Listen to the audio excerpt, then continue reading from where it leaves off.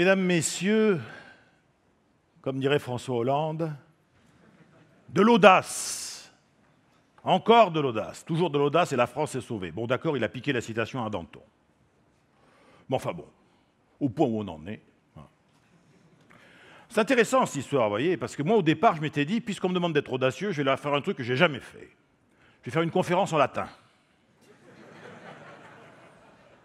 Là, François Isquin m'a dit, écoute, c'est bien, j'aime bien l'idée, mais si tu pouvais éviter... Bon, alors bon, ça, vous voyez, c'est formidable, ça. Audentes fortuna juvat. La chance, enfin la chance, la fortune, vous voyez, la déesse, quoi, la déesse Fortuna, sourit aux audacieux. C'est un truc, ça vient de... C'est vieux, comme ce machin-là, c'est Virgile qui a pondu ça. Virgile, tout le monde connaît Virgile, vous avez relu régulièrement du Virgile, je sais. Il écrit ça dans l'Énéide. Alors l'Énéide, je vous repasse l'histoire, hein, la guerre de Troie. Les Troyens se prennent une pile. Il y en a un, le grand héros, c'est Achille, paf, dézingué. Le deuxième héros, Ulysse, lui, il repart, il quitte Troie, et donc lui, il passe son temps pendant 20 piges à essayer d'être audacieux pour pouvoir revenir chez lui. Et puis il y a un autre Gus qui est aîné, pas n'importe qui est né quand même, hein, c'est le fils d'Anchise et de la déesse Aphrodite, c'est pas le clampin. Lui, pour le coup, il se tire de Troie, qui est en feu, enfin c'est la cata absolue, et en fait, il va faire un périple incroyable, alors lui, il n'a pas de chez lui, puisque tout a brûlé, quoi, pour revenir, et on dit, la légende dit que c'est Énée qui va fonder, en fait, Rome. Bon. Et donc, à un moment donné, il y a un type qui s'appelle Thoumus, c'est dans l'Énéide, donc ça, c'est l'Énéide, hein, je vous dis, c'est 19 avant Jésus-Christ, vous voyez, bon, et le truc. Et il y a un gars qui s'appelle Thoumus, c'est lui qui dit ça. Audentes fortuna juvat. Il dit ça avant de mener combat contre Énée, quoi. Puis il va se faire tuer par Énée. Tout ça pour vous dire que les citations...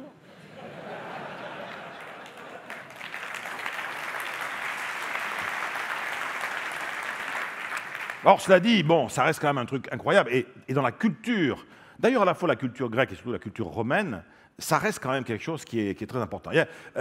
On dit toujours qu'il faut être courageux, vous voyez, pour affronter l'adversité, mais il faut être audacieux pour s'en faire une alliée. Il y a une vieille histoire comme ça qui traîne, il y a deux philosophes, sans doute des stoïciens, ils sont en train de discuter, ils sortent des termes probablement, et puis tout d'un coup ils discutent sur quelle est la vertu fondamentale pour celui à qui on va confier les rênes de la cité. Et alors, ils se mettent assez rapidement d'accord, pour pouvoir diriger la cité, il faut être courageux. Alors simplement, il y en a un des deux qui dit à l'autre, attention, hein, à condition de bien comprendre que le courage, c'est un mélange, hein, c'est une émulsion. C'est un mélange entre, effectivement, la volonté, d'une part, et la lucidité, d'autre part, parce que si tu n'as que de la volonté, mais tu n'as pas de lucidité, tu n'es pas courageux, tu es téméraire, très dangereux. Mais si tu n'es que lucide, mais tu n'as pas de volonté, tu as un courage intérieur, comme on dit. Tu es le seul à savoir que tu es courageux, tu vois. Mais tu y crois à fond. Bon. Et quand même, il y en a un des deux qui dit à l'autre, oui, mais t'es gentil, mais bon, courage, voilà, volonté, lucidité, mais comment tu les équilibres? Effectivement, l'idée est là, c'est-à-dire que l'autre, son copain lui répond, tu vois, tu as deux types de situations dans la vie. Et c'est un point-là très important, parce que c'est toujours vrai pour nous. Nous avons deux types de situations dans nos vies. Les situations auxquelles on pense qu'on peut quelque chose, et les situations auxquelles on pense, peut-être à tort, hein, mais en tout cas qu'on ne peut rien. Chaque fois qu'on est face à une situation à laquelle on croit qu'on peut quelque chose, c'est la volonté qu'il faut mettre aux commandes, bien évidemment, mais en gardant un peu de lucidité pour ne pas s'égarer. Mais chaque fois qu'on est face à une situation, et Dieu sait qu'il y en a, où on pense qu'on ne peut rien faire, le courage, ça va être de mettre la lucidité aux commandes, hein, mais en gardant toujours un peu de volonté, ne serait-ce que pour continuer à avancer, pour survivre, quoi. Il y a beaucoup de problèmes dans la vie de la cité pour lesquels, pour l'instant, il faut tenir, quoi, coûte que coûte. Et c'est vrai que de ce point de vue-là, la différence entre l'audace et le courage, et on pourra en reparler, elle est essentielle. Être courageux, si vous voulez, c'est important de nos jours, mais c'est important face à l'adversité. Il faut être courageux face à la crise, face à la maladie, face à la perte d'un être cher, face à... Voilà, mais en gros, on est courageux par rapport à un truc qui nous est tombé dessus, on aurait préféré éviter. Mais l'adversité, c'est quelque chose que l'on peut recevoir et on va vivre avec, il faut du courage. Et puis l'adversité, c'est un truc qu'on peut déclencher pour semer la pagaille. Alors semer la pagaille, moi je dis ça, on n'appellera pas ça semer la pagaille en entreprise, hein, on dira qu'il faut innover. Il faut restructurer. Bon, Mais il n'empêche que celui à qui tu dis « Tiens, j'ai une bonne nouvelle pour toi, on va innover. » Oh putain. Mais c'est logique. Bon. Donc, vous voyez, entre la réussite et l'échec, il y a plein de choses qui peuvent se passer. Alors, par ailleurs, il y a un facteur quand même qu'il ne faut pas oublier. Au mois d'avril 1814, Talleyrand, qui est alors ministre et d'ailleurs des Affaires étrangères et des Affaires intérieures, c'est le gars déjà, vous savez, vous imaginez, le même, quoi. Le Drian, Valls, le même. Bon.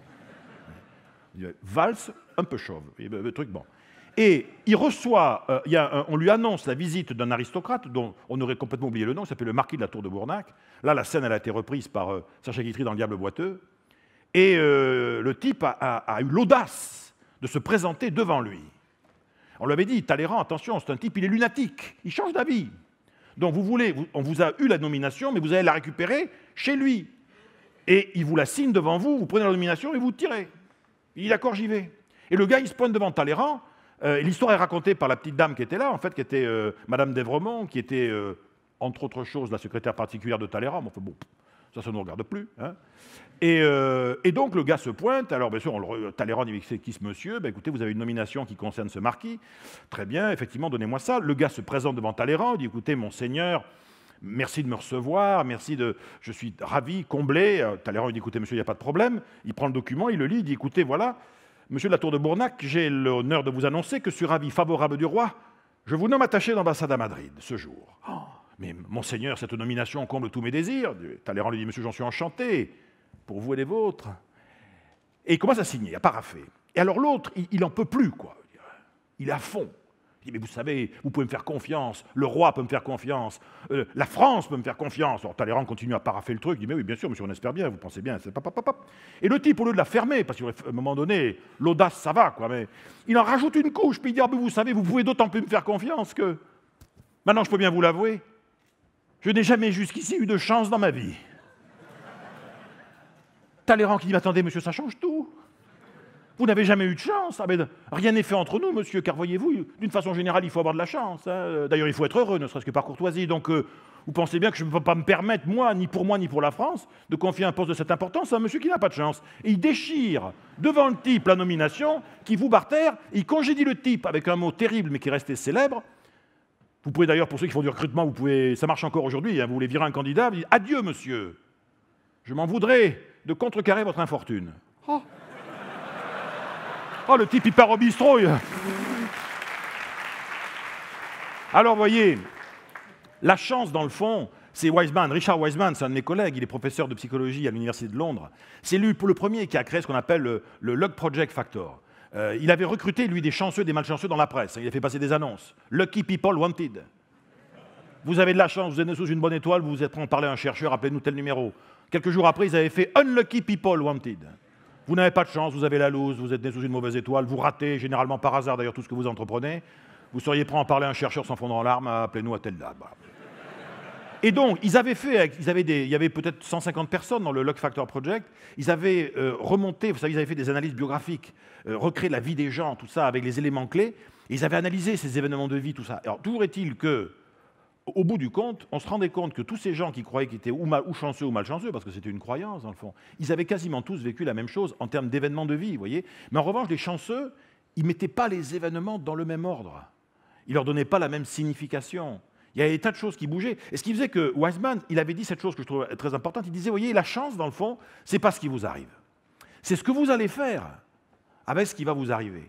De même que d'ailleurs, ça va aussi contre cette idée du déterminisme. Quand on vous dit, oui, mais vous savez, on est ce que les autres ont fait de nous. Mais bien sûr que non, tout ça est faux. Nous ne sommes pas ce que les autres ont fait de nous. Nous sommes ce que nous allons faire avec ce que les autres ont voulu faire de nous. C'est pas pareil. Moi, j'explique ça à mon épouse assez régulièrement. Je lui dis, tu peux essayer de faire de moi ce que tu veux, mais ce n'est qu'une matière première. Moi, derrière, je redesign. Et le genre, voilà. Alors, je dirais, mais quand même, qu'on le veuille ou non, il y en a, ils ont de la chance, quoi. Ils vont vous le dire, j'ai de la chance. Ah, attendez, j'ai de la chance. Là aussi, illusion d'optique. J'ai de la chance, verbe avoir, comme si c'était un truc, voilà, mettez-moi 12 kilos, quoi. Une chance durable, si possible, pas trop frélatée, vous voyez, un truc, puis éthique, si possible, parce que bon, ah ouais, mais c'est pas si simple. Il y a un grand philosophe contemporain qui a longtemps présidé aux destinées du Club Méditerranée, qui s'appelle Gilbert Trigano. Gilbert Trigano, de là où il est, nous a laissé un enseignement que je vous laisse méditer ce matin, et qui est le suivant. Un coup de chance ne fait pas un chanceux, pas plus qu'un coup de soleil ne fait un bronzé.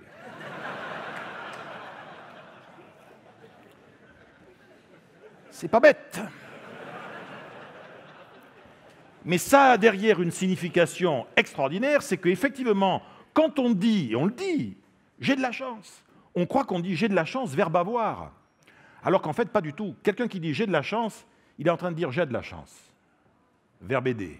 Ah, ça change tout là. Parce que si c'est ça, ça veut dire qu'on peut faire quelque chose. Et faire de la chance son ami. Là, ça devient intéressant. Comment font ceux qui font de la chance leur ami? Généralement, vous savez, Proust disait « l'audace réussit à ceux qui savent profiter des occasions ». Ce qui est assez rigolo de la part d'un mec qui a passé sa vie au lit, en gros. Hein, bon. Et maladif. Bon. Mais bon, il disait quand même des trucs qui étaient parfois sympas. Et c'est vrai qu'on retrouve ce que vous évoquiez tout à l'heure, qui était le fameux dieu Kéros. Moi, j'aime bien Kéros parce qu'en fait, on est coiffé pareil. Si ce n'est que lui, alors moi j'ai essayé, mais honnêtement, je me faisais arrêter par les flics, lui, il a une touffe de cheveux devant. Pas derrière, c'est l'anti-catogan, vous voyez, mais il a le catogan, mais devant. Et donc, il y avait en fait deux dieux qui pilotaient le temps chez les Grecs. Il y avait Chronos, c'était le temps linéaire, et il y avait Kairos, c'était le temps favorable. C'est-à-dire que Kairos, c'était le dieu qui, en fait, est là pour piloter les instants, vous voyez, où tout va se passer. C'est-à-dire que Kéros est important, par exemple, quand on donne un médicament dans la médecine grecque classique, parce que ce médicament, vous le donnez le matin, l'après-midi, le soir, il n'aura pas le même truc, vous voyez. Pendant la guerre, on va l'instant favorable pour attaquer. Alors le Kéros, d'ailleurs, mais même pour nous, je dirais, ça a une signification. Il y en a ici qui sont nés entre, levez la main, entre 1955 et 1965. Vous voyez, quelques-uns là-bas. Alors vous pourrez expliquer aux autres. Mais nous, vous voyez, quand on était jeunes, nous, on allait dans les booms. Et dans les booms, il y avait le Kéros, vous voyez. Et je peux vous dire ce que c'était le Kéros dans les booms. C'était la fin du dernier slow. C'était maintenant ou jamais. Vous voyez. Mais ça existe. Alors aujourd'hui, c'est un peu plus compliqué parce que... Bon, alors là... On est un peu paumé, là. J'admets que là, bon. Mais voyez, nous, on avait ça. Donc Kéros, moi, je l'ai expérimenté, pas assez souvent, mais je l'ai expérimenté quand même aussi. Là. Et donc Kéros, c'est un dieu, il passe à toute vitesse, il faut le choper. Mais ce qu'il faut bien comprendre, c'est que... Le choper par les cheveux, madame, hein, pas non plus, parce que, non, pas non plus quand même, bon. Et un dieu grec, en plus, non, ça va. Et donc, il faut faire ça, mais on ne peut attraper Kéros, attention, que si on s'y est préparé intérieurement. C'est-à-dire que pour quelqu'un qui ne s'est pas préparé intérieurement, c'est juste un événement comme ça qui va passer. Mais il ne peut pas être favorable, puisqu'un événement ne devient favorable que par rapport à un univers intérieur. Donc ça veut dire que, vous voyez, quand on va avoir de la chance déjà, et les entrepreneurs le savent bien, on commence par installer, presque au sens informatique, vous voyez, on installe une intention. Voilà, appelez ça comme vous voulez, un projet, un désir, un rêve, etc. Mais on ne peut pas avoir de la chance dans l'absolu. Moi, un gars un jour qui me dit mais de toute façon, moi, vous savez, M. Gabillet, moi, ce qui me rend triste, c'est j'ai jamais eu de chance. Le gars, ça faisait des heures qu'il me bassinait avec cette histoire-là. J'ai jamais eu de chance, jamais eu de chance. J'ai fini par lui dire écoutez, rassurez-vous, même si vous en aviez eu, qu'est-ce que vous en auriez fait? Le gars me dit j'avais pas vu ça comme ça. Je dis écoutez, on était au bistrot. Je dis écoutez, garçon, c'est pour monsieur les consommations. Hein, voilà. Oh, ça va. Hein. Alors, il n'y a pas que ça aussi, c'est que, encore faut-il se tenir prêt. Parce que, voilà, rencontrer l'inattendu, il faut qu'il se passe des trucs, quoi, mais il faut les percevoir. Je ne sais plus qu'est-ce qu'il disait, le vrai malchanceux, en fait, chaque fois que la chance débarque chez lui et frappe à sa porte, le mec, il appelle les flics pour tapage nocturne. C'est-à-dire qu'il ne voit pas passer, quoi. Hein. Le nombre de coups de chance, peut-être qu'on laisse passer comme ça autour de nous, on n'a pas fait gaffe, quoi. On n'était pas prêt, on n'était pas... Vous voyez, on n'avait pas ce que les anglo-saxons appellent ça luck readiness, le fait d'être prêt, en fait, à rencontrer la chance. Face à l'adversité, bien évidemment, ça j'ai eu l'occasion d'en parler souvent ici, face à l'adversité, les vrais chanceux, ils optimisent, quoi. Ils recyclent, ils font du compost, ils prennent du déchet de vie, ils en font de l'engrais. Bon, on connaît ça. Et alors, et c'est ça dont je voulais vous parler aujourd'hui, quand le moment est venu, le vrai chanceux, il y va, quoi. Il ose. Alors, oser... Lincoln a une phrase formidable là-dessus. Il dit « Des choses peuvent arriver à ceux qui attendent, mais uniquement celles qui ont été laissées par ceux qui ont foncé. Alors ça, c'est intéressant. Ça signifie qu'on a tous des chances possibles, mais celui qui s'est servi en premier, qui a tenté le coup, il a pu lui arriver davantage de choses. Il a pu, ça ne veut pas dire il doit. Ce n'est pas nécessaire, hein. Ça ne marche pas à tous les coups. Alors ça marche comment d'ailleurs l'audace? Ah, l'audace, ça c'est un beau concept, l'audace. Dans le fond, vous voyez, l'audace, allez, on va dire, certes, c'est oser agir, d'accord, mais pas que ça.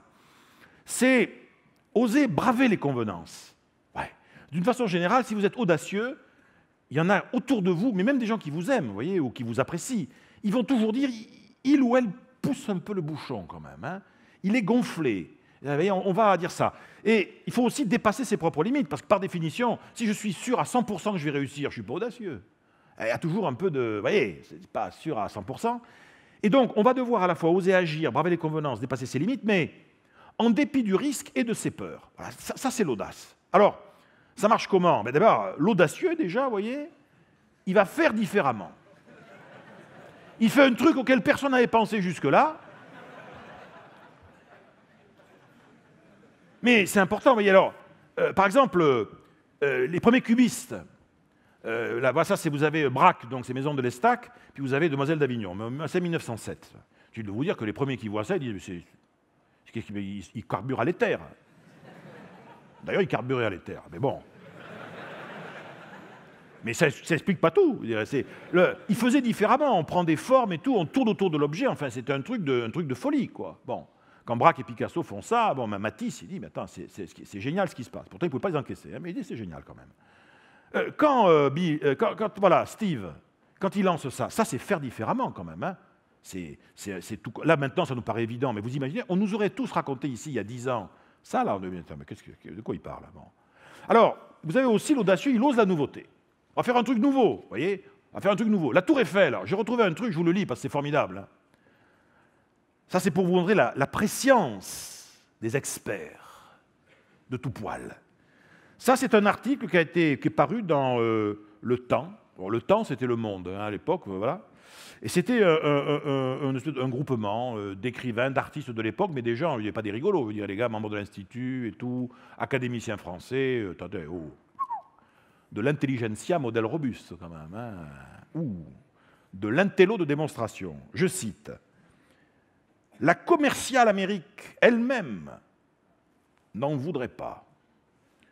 Pendant 20 ans, nous verrons s'allonger sur la ville entière, frémissante encore du génie de tant de siècles, nous verrons s'allonger comme une tache d'encre l'ombre odieuse de l'odieuse colonne de tôle boulonnée. Quelle prescience! Et les gars, ils disent derrière, plus jamais un touriste ne viendra à Paris frappé par l'horreur de cette colonne immonde, je dirais, sulfureuse, etc. Ils avaient tout compris, les gars. Vous voyez. Et c'est ça l'audace. L'audace, c'est aussi ça. L'audace, c'est on transgresse. C'est les Jeux Olympiques, on est black, on gagne le 200 mètres, et voilà. Et le Black Power va s'exprimer. Ça, c'est gonflé. D'ailleurs, les gars, leur carrière derrière, bonjour, hein, c'est bon. Alors, transgresser. Et Cocteau disait « Rien d'audacieux n'existe sans la désobéissance à des règles ». Alors, parfois, ça peut être de la provoque, hein, pure et dure. Je prends un urinoir, je mets un faux nom, j'envoie au salon, ça c'est... Donc, on est en 1917, c'est Duchamp qui va faire ça.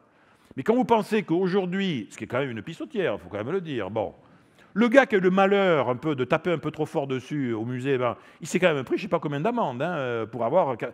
C'était de la provoque.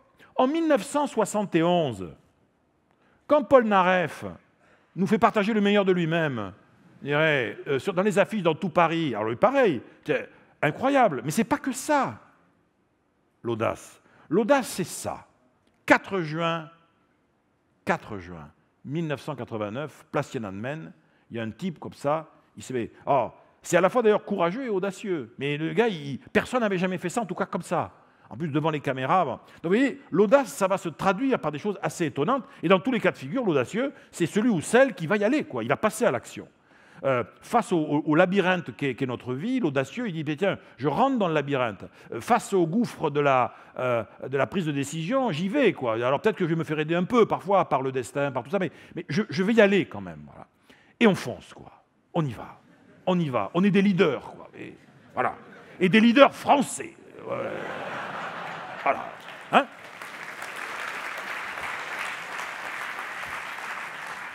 Alors simplement, attention, l'audace, d'accord, mais l'audace, de toute façon, c'est un peu aller trop loin, mais pas trop quand même. Hein. Dans le fond, un audacieux, vous êtes audacieux. Chaque fois qu'on est audacieux, on est déraisonnable. Mais pas trop. Vous voyez? C'est-à-dire entre les deux, quand même, voilà. Napoléon disait, avec de l'audace, on peut tout entreprendre, mais il rajoute, on ne peut pas tout réussir. Hein. Ah oui, c'est clair. Hein. Pour ça, d'ailleurs, que généralement, moi, si vous êtes un vrai audacieux ou une vraie audacieuse, débrouillez-vous pour avoir à côté de vous quelqu'un qui est plus pépère, vous voyez, plus peinard. Ça marche pour tous, hein, le business, le mariage, tout. Voilà, faut comme vous voulez. Chez les Grecs, il y en avait deux types, vous voyez, qui incarnaient ça. Il y avait Tolmos et Tarsos. C'est-à-dire qu'on le retrouve dans la pensée grecque. Tolmos, c'est vraiment l'audacieux intelligent, l'esprit de... On sort du cadre, il y a beaucoup de finesse derrière Tolmos. Et Tarsos, c'est un fou. Tarsos, il fait n'importe quoi. Alors, il est audacieux, mais il sème une pagaille, lui, pour le coup, monumentale d'entrée de jeu. Alors, il faut avoir les deux, toujours. Hein. Il faut toujours qu'il y en ait un, d'ailleurs, qui ait une audace, qui peut d'ailleurs perturber l'autre. Quand on est audacieux, on va, par exemple, poser des questions auxquelles l'autre ne s'attend pas. Je vous donne un exemple. Vous avez deux chefs d'entreprise, ils se retrouvent au milieu de l'océan Atlantique, sur un petit radeau tout pourri, comme ça. Ils étaient dans une croisière de chefs d'entreprise, ils ont coulé. Alors, coup de bol, déjà, ils sont quand même, les deux qui restent, ils sont sur un petit truc en bois, comme ça, tous les deux. Puis il y a plein de requins qui tournent autour, comme ça, puis le temps se gâte manifestement et tout. Puis là, ils sont courageux, mais là, quand même. Il y en a un qui, à un moment donné, a l'audace de poser la question suivante. Est-ce que tu as payé ton URSSAF? Et l'autre le regarde, il dit, mais t'es malade, quoi, tu n'y es plus? Mais t'as vu où on est? On est au milieu de l'Atlantique, on ne sait pas où on est. Il y a des requins qui tournent autour et tout. Tu me demandes si j'ai payé mon URSSAF, mais t'es malade. Mais attends, c'est vachement important. Hein. Est-ce que tu as payé ton URSSAF? Mais fous-moi la paix. Non, mais je rêve. Mais attends, on est en danger de mort, là. Alors tu me demandes si j'ai payé mon URSSAF. Je dis, mais attends, tu penses pas qu'on a d'autres priorités en ce moment? Alors tu dis, écoute, excuse-moi d'insister, mais c'est très important pour la suite. Est-ce que tu as payé ton URSSAF? Donc l'autre dit, écoute, il y en a marre. Ben oui, voilà, je ne l'ai pas payé mon URSSAF. T'es content? J'ai pas payé mon URSSAF. Voilà. À ce moment-là, l'autre dit, oh putain, on est sauvés, ils vont nous retrouver. Et, alors, ça je me suis. Et alors, Tolmos et Tarsos. Bref. Alors, voilà, ça c'est audacieux. Ça c'est audacieux, vous voyez. C'est-à-dire que là, on peut dire, là, voilà, là, c'est pas mal, quoi. Alors, il y a un risque, hein, le risque qui rate le poisson, mais le truc est pas mal. Ça, c'est... Alors, deux solutions. Le type, il est hyper entraîné. C'est un spécialiste du fight avec les gros et tout. Bon, c'est audacieux. Le gars, on a dit, qui veut se battre avec le gros, là? Moi, je veux. Puis il s'est mis le truc, il y va. Ça, c'est téméraire. Vous voyez ce que je veux dire? Donc, on sent bien, instinctivement, on sent bien qu'entre audace et témérité, il y a un truc qui va renvoyer à la préparation, à la fois la préparation mentale, etc. Bon. Voilà, alors... Ça, par exemple, c'est audacieux, mais pourquoi pas? Là, en fait, vous ne voulez pas, mais le petit chat, il dit connard, là, en fait, hein, au gros. Là. Alors là, ça, c'est quand même plus téméraire, vous voyez? Alors ça, bon... Bon, c'est... voilà, ça, c'est l'entrepreneur. L'entrepreneur hexagonal face à l'économie allemande. Enfin, je vous le fais rapide. Mais, bon, moi, je ne suis pas sûr que ce soit téméraire, hein, peut-être que c'est qu'audacieux. Alors, ça, par exemple, vous voyez,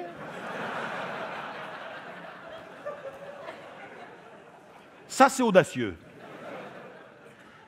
En revanche, pour la demoiselle, ça, c'est téméraire. Ça, c'est audacieux. La vie, de toute façon, je vais vous dire, la vie, c'est audacieux. La vie qui reprend quand tout va pas, ça, c'est téméraire. C'est-à-dire qu'à un moment ou à un autre, à moins que la ligne soit désaffectée, il va y avoir un souci. Vous voyez ce que je veux dire? Donc, il y a une vraie distinction entre les deux. Et Alain, le philosophe Alain, disait, dans le fond, voilà, c'est ça. Vous voyez, l'audace, c'est une témérité dirigée. Il y a un risque, mais on y va, quoi. On assume, on va prendre le truc. Alors, quand je dis que c'est dirigé, ouais, on pourrait dire, attends, tu rigoles, ça c'est téméraire. Non, ça c'est pas téméraire, c'est audacieux. Et oui, parce qu'il y a quand même eu une préparation. Là, on pourrait dire, attends, là, il est mal barré quand même. Là, hein. Alors, c'est vrai que s'attaquer au héron, on peut dire, c'est quand même un peu téméraire. Sauf s'il est musclé des poignets. Parce que s'il est musclé des poignets, c'est audacieux et il va s'en sortir. Voilà, il va, oui. Voilà, c'est l'idée. Et alors, franchement, il y a d'autres fois, on se demande ce qui s'est passé, parce que là, on dit, attends, de toute façon, alors là, de toute façon, la messe est dite, quoi. Et on ne sait jamais ce qui peut se passer. Alors, l'audace, bien évidemment, il faut être sérieux, l'audace peut devenir très dangereuse. L'audace peut devenir dangereuse, vous voyez, c'est-à-dire que des fois, on dit, bon, je prends des risques et tout, non, mais tu ne devrais pas faire ça, quoi, c'est pas possible. Mais je t'assure, j'ai pris mes précautions et tout, le principe de précaution, voilà, j'ai le plan B et tout, bon, très bien. C'est pas évident tout ça, et voilà, il y a des situations de vie, vous voyez, où on va entretenir un rapport au risque, sincèrement, qui va être excessif, vous voyez, il faut se méfier de tout ça. De tout ça, ouais, c'est dangereux tout ça, ils sont 8 quand même, mine de rien, sur le truc, bon. Alors, Gainsbourg disait, je connais mes limites, c'est pour ça que je vais au-delà. Alors après, on aime ou on n'aime pas Gainsbourg, c'est un autre problème. Mais ça, voilà, l'audace, elle est là. C'est-à-dire que même quand il y avait provocation, on pouvait dire que la provocation, dès l'instant où elle est porteuse de sens, si vous voulez, où elle a vocation à faire bouger quelque chose, peut-être pourquoi pas bouger les têtes, bouger le marché, bouger les technos, bouger la norme, là, ça devient intéressant. Ce qui est dommage, vous voyez, c'est parfois, on s'arrête trop vite. Eh oui, on n'était pas loin, vous voyez, on s'arrête trop vite. Alors, ça n'empêche pas certains de ne pas s'arrêter assez vite. Là, j'admets que, bon, il faut savoir, à un moment donné, vous voyez, s'arrêter assez tôt. Et donc, Cocteau, encore lui, disait, dans le fond, c'est ça, hein, l'audace, c'est tout simplement de savoir jusqu'où on peut aller trop loin. Et c'est pour ça que c'est pour des entrepreneurs, pour les innovateurs, pour des hommes ou des femmes dont le métier est d'inventer demain, par définition, ce demain que j'invente aujourd'hui, mais par définition, il est trop. Il est trop loin, il est trop fort, il est trop... Voilà, on fonce comme ça. Bien sûr, si je suis à la face, j'ai un risque élevé, un contrôle faible, et la finalité n'est pas claire, bien évidemment, peut-être que mon audace devient dangereuse, mais il y a plein d'autres situations où ça ne se passera pas comme ça. Donc on va vivre en audacieux, vous voyez, mais peut-être en audacieux, on pourrait dire responsable.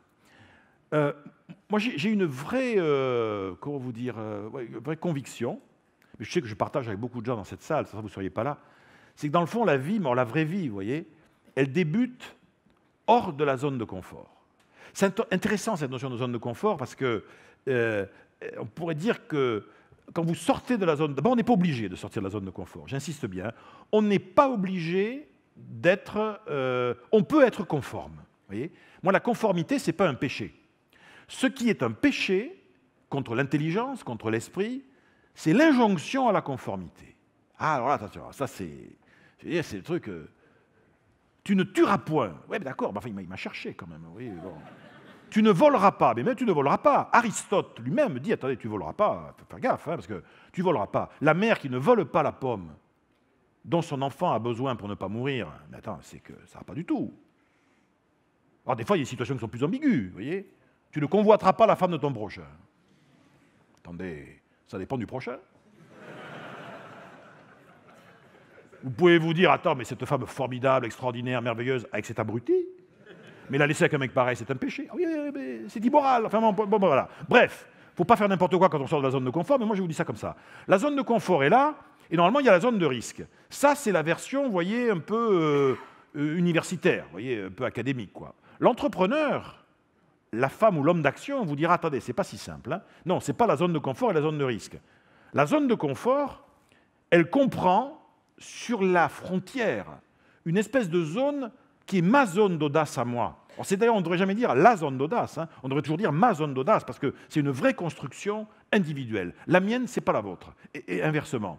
Et cette zone d'audace, c'est je vais me mettre en situation d'inconfort. Mais voilà, pourquoi inconfort? Parce qu'il n'y a que l'inconfort, vous voyez, qui rend vigilant. Voilà, alors pas trop non plus, vous voyez, mais quand même un peu. Il y a un proverbe indien, par exemple, qui dit « L'homme sage poursuivi par le tigre court toujours beaucoup plus vite que l'homme sage poursuivi par des poules. » Donc il faut savoir, c'est le tigre ou c'est les poules, mais voilà, il faut qu'on se mette d'accord. Et donc, là, la zone, c'est plus la zone uniquement à risque, là, hein, attention. Quand j'ai poussé ma zone d'audace le plus loin possible, c'est plus la zone à risque, c'est la zone interdite. Là, il faut être clair là-dessus, il n'y a pas de discussion à avoir. Alors, moi je vous proposerai, à la fois pour vous, pour les gens que vous aimez, pour les gens avec qui vous travaillez. Si on se mettait en route pour la fortune, mais la fortune avec un grand F, hein, c'est-à-dire voilà, les belles occasions, les trucs formidables, comment ça fonctionne? D'abord, je pense qu'on est dans un monde, vous voyez, où que ce soit avec nos enfants, nos collaborateurs, nos associés, il y a un truc aujourd'hui, nous devons tous nous donner, ou pour certains nous redonner le droit d'être portés par un rêve. C'est-à-dire portés par un rêve, c'est-à-dire avoir une image du futur qui ne soit pas conforme. Voyez, il n'y a rien de pire que se donner des rêves peinards, voyez, des rêves raisonnables. On perd sans doute quelque chose. On peut, si on veut, si on a vraiment... Bon, il y a une dame un jour comme ça qui me dit, mais moi, vous pourriez m'expliquer, M. Gabier, je voudrais être sûr de rencontrer aucune opportunité. Alors je dis, écoutez, alors là, ça va être long, ça va être cher, vous allez me parler de votre enfance, je lui dirais, mais je ne sais pas trop comment vous dire. Ça, c'est notre façon normale de fonctionner. Voyez, on a tous, quelque part, ce type de choses. Cette métaphore-là est importante.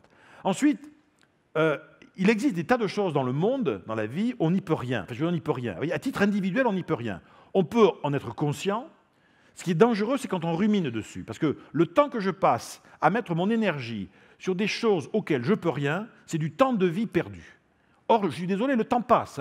85 ans de vie, c'est 31 500 jours, 745 000 heures. D'accord? Dont 150 000 heures où vous avez dormi. Donc le temps passe, vous voyez ce que je veux dire, hein? Donc on n'a pas tout notre temps. D'ailleurs, moi je vous donne un truc, hein. Ça aussi je dis souvent, mais arrêtez de dire que vous perdez du temps.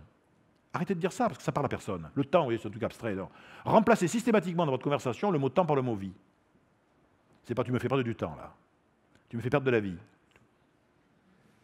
Le gars vient vous donner un truc qui n'a aucun intérêt, il dit t'es gentil, mais excuse-moi, tu me fais perdre un peu de temps. Non, excuse-moi, là, tu me fais perdre de la vie, là, tu vois. Vous allez voir, il va tourner les talons, il se barre, il ne revient plus. Hein. C'est là, garantie sur facture.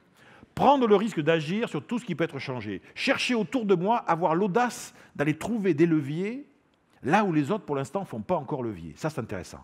Se préparer, mais surtout sans tout planifier. Même ça peut, moi, il m'arrive même de dire, évitez de demander trop de conseils à des experts parce que ça va vous éviter de vous égarer. C'est important de savoir s'égarer. Et vous voyez, à l'époque, quand Christophe Colomb, il se barre avec la Nina, la Pinta, la Santa Maria, qui sont des bateaux qui ne sont même pas faits pour ça, hein, vous pensez bien qu'il n'a pas tout planifié. Déjà, le gars, il croit qu'il va découvrir les Indes, le pauvre gars. Il est mort sans savoir qu'il n'avait pas découvert les Indes. Mais il fallait qu'il le fasse, il fallait que quelqu'un le fasse. Vous pensez bien que... Est-ce que vous imaginez Christophe Colomb en 2015 avec le principe de précaution? Les bretelles, le harnais, la ceinture, le machin... Mais non, c'est impossible. Mais le principe de précaution, entre nous, moi, j'ai rien contre. Enfin, si, j'ai contre. Mais bon, peu importe. Et Pasteur, Louis Pasteur, avec le principe de précaution. Pas de vaccin, hein? Vous rigolez, on ne va pas s'amuser à faire un vaccin, tester un vaccin par un mec qui n'est même pas médecin. Mais où on va, là? Bon. Attention, vous savez, on est dans des mondes aujourd'hui où nous risquons de mourir pour excès de conformité. Pour, non pas d'ailleurs, quand vous dites « je gère le risque », ah, moi je trouve, vous voyez, que dans le monde dans lequel on vit aujourd'hui, ce n'est pas un problème de gestion, je pense qu'il existe une véritable haine du risque qui est en train de monter. C'est-à-dire qu'on veut bien prendre tous les risques possibles, mais sans danger. Ah, c'est un peu compliqué quand même. Hein. Ouvrir de nouvelles portes sans toujours savoir ce qu'il y a derrière. Ah ben oui, parce que si on sait ce qu'il y a derrière, je dirais c'est pas audacieux, je dirais c'est de la stratégie. Mais ouvrir de nouvelles portes, c'est de nouvelles portes technologiques. Mais ce n'est pas que ça, c'est de nouvelles portes relationnelles. Ça a été à une certaine époque des nouvelles portes géographiques, vous voyez, de territoire. Et puis, dans le fond, vous voyez, le message clé aujourd'hui, c'est... Et si on acceptait tout bêtement de bifurquer? Pourquoi? Parce que si vous faites un petit retour en arrière, vous-même, voyez, dans vos propres vies, dans ce qui est votre parcours de vie jusqu'à aujourd'hui, vous vous rendez compte qu'à plusieurs reprises, vous avez été face à une croisée des chemins que vous n'aviez pas vu venir. Et ah voilà, qu'est-ce qu'on faisait? On allait à gauche ou à droite? Je dis oui ou je dis non? Je tente le coup ou on suspend, on arrête les frais?